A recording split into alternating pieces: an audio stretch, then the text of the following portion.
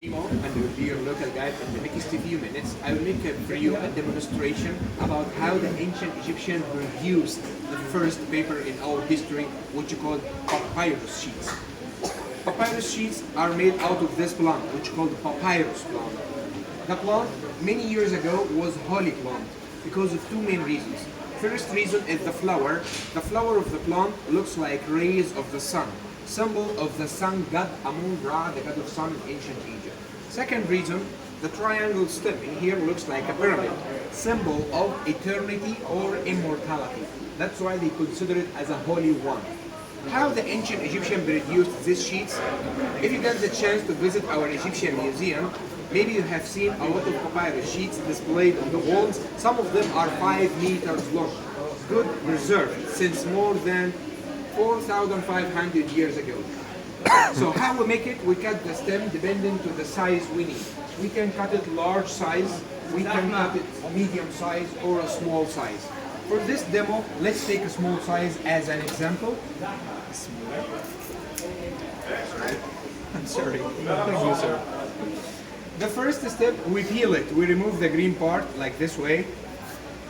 The ancient Egyptians, they use this green part to make a lot of useful things like baskets, ropes, hats, mats.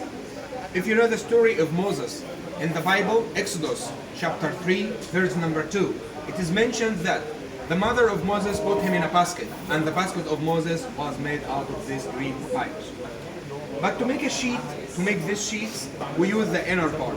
If you pay attention here, it looks like sugar cane, which means if we try to bend it, it will be broken. It has sugar inside it. So to fix this problem, we use a mallet, damaging the fibers, give it more flexibility like this way. Next step, we use a rolling pin to squeeze it to be more flat and more flexible. We press any extra liquids out. You like pizza? Where are you from, guys? You like pizza? Yeah, this is Egyptian flavor. You see now the liquid is pressed out, and this slice is much more flexible than before. We can roll it very simply like this. Then we soak these slices in a normal water 1 week or 2 weeks. 1 week to get the hell color of papyrus like this one.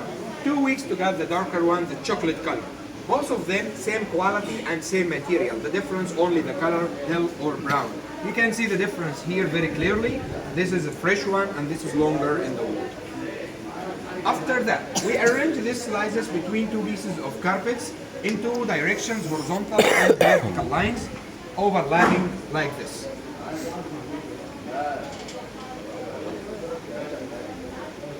We finish the first layer, we arrange the second one like this. If you notice, we don't weave them, we don't weave them like that. We put it just overlap. After we finish the whole sheet, we cover it like this, and we put it under a press machine. This is a modern press machine. In ancient Egypt, they used big stones or heavy rocks. We press it here for 1 week until the slices stick together, making one papyrus sheet without any kind of chemical glue. The papyrus plant, it contains natural sugar. This natural sugar affects like natural glue. After 1 week here, we got the final product. One sheet like this, strong paper, very flexible. We can roll it from this side or from the other side like this way, and nothing else. This is the first paper made in all humanity, papyrus. You can have a look. Please, have a look. Please, you can share it together. Yeah. Please.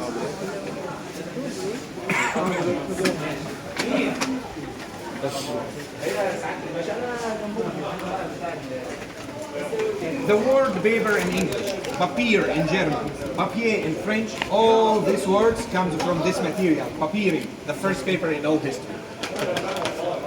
But unfortunately, the bad news is, here in Egypt recently, there is two kinds of these sheets like this one in your hands. There is original papyrus like this sheet, also there is a lot of fake sheets. We call it here in Egypt banana leaves. Why we call it like that? Because they make it from the stem of banana tree, not from papyrus plant itself. Our Egyptian government considers the papyrus industry like national inheritance. To protect this industry, if we'd like to get my own papyrus factory, the Egyptian government supply me with the plant itself. Local people, they cannot find this plant easily. That's why they use this banana tree to produce it, sell it for tourists like you as original one. But this is banana leaves, get damaged after very short time. How to differentiate between the original one and the fake one? Actually, it's very simple. The original sheet, under the light, you can see the stripes in two directions, horizontal and vertical lines. You can see some brown spots on the sheet. This is the effect of the sugar which make it stick together. Fake papyrus, it has one direction, vertical or horizontal.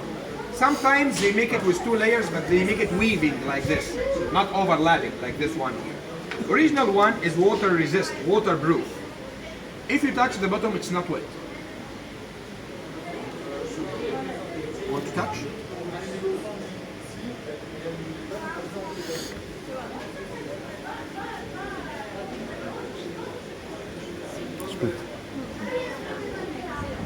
Yeah, we spill it like this. We can wash the whole sheet like this way. Normal paper we cannot put it in water, it will be damaged, but this is original papyrus, so no worries. We can even squeeze it like this.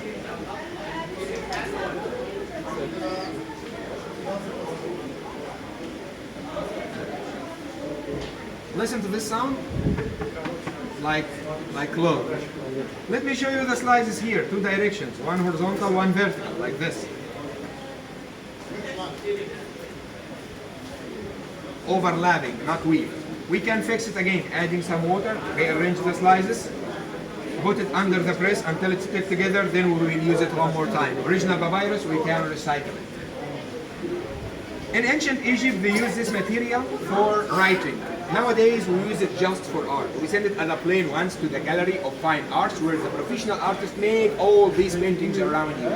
Each painting has signature. This is the signature of the artist himself. Each painting of this tells you a story behind it. The most famous painting in here, this one, Final Judgment. It describes how the ancient Egyptians believed in a life after death. According to the ancient Egyptians, they believed any dead man, the deceased, will be set in front of a jury consisted of 14 judges. These judges ask this man about his deeds, whether he deserved to be resurrected or not. If the majority of the judges, they vote for him, it means he's a good man, they send him to the eternal life. But here you can see only 7 they vote for him, giving him this Ankh, key of life, key of eternal happiness. The other 7 they believe him not, and they vote against him. So, in this case, they send him to Anubis, the jackal head, the god of mummification. Anubis takes the heart of the dead man out, put it into the balance.